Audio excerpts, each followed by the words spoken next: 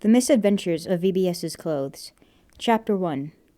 Written by Skylar Hyrule on AO3. Read by Hermes.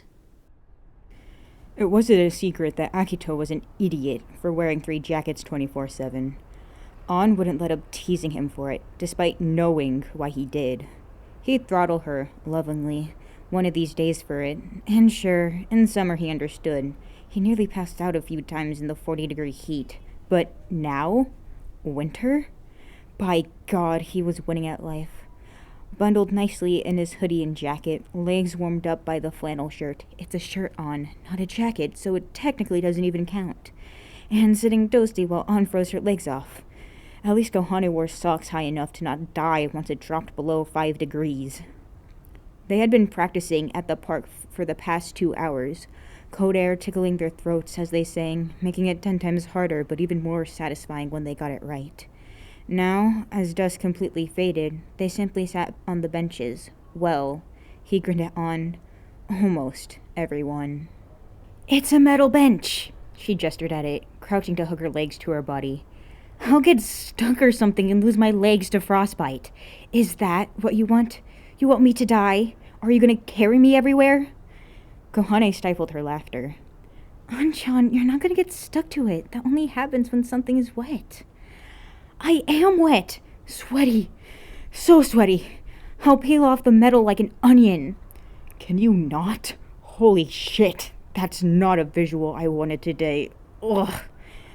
Akito gagged. "Then help me! Donate one of your jackets to me, hoarding bitch!" "Hoarding?"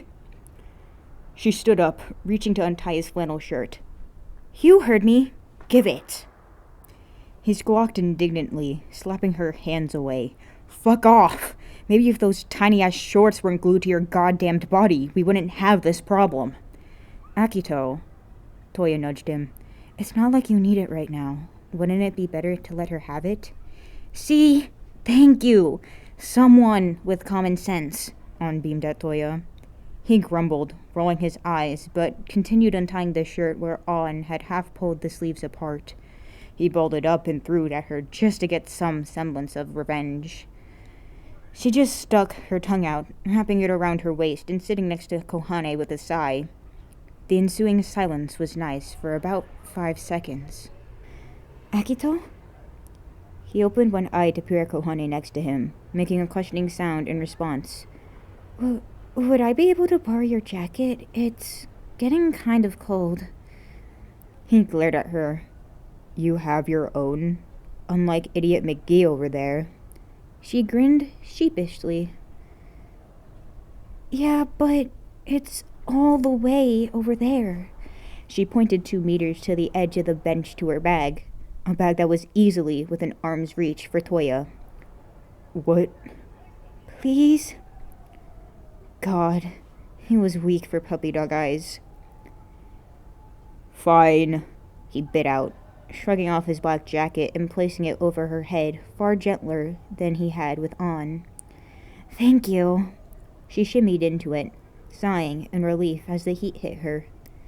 He was glad she was warm now. He repeated this like a mantra to ward off his own shivers. He was not cold, definitely not. He wore the jackets out of necessity. Swag.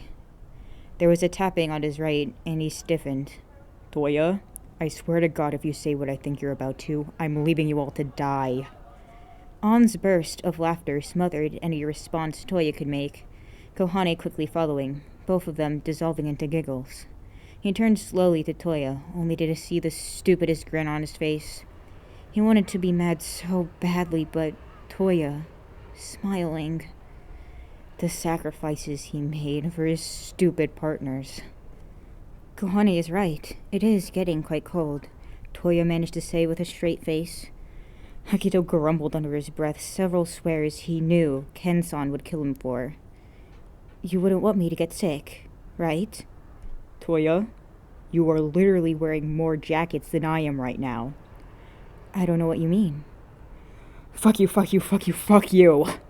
He ripped his hoodie off, his last remaining defense, and smacked Touya with it. To his credit, Touya simply grabbed it and wrapped it over his shoulders like a cape before leaning into him. "Thank you." Thank you, Akito, Kohane echoed, shuffling close to lie across his lap and looking up at him. You're such a nice guy, Akito.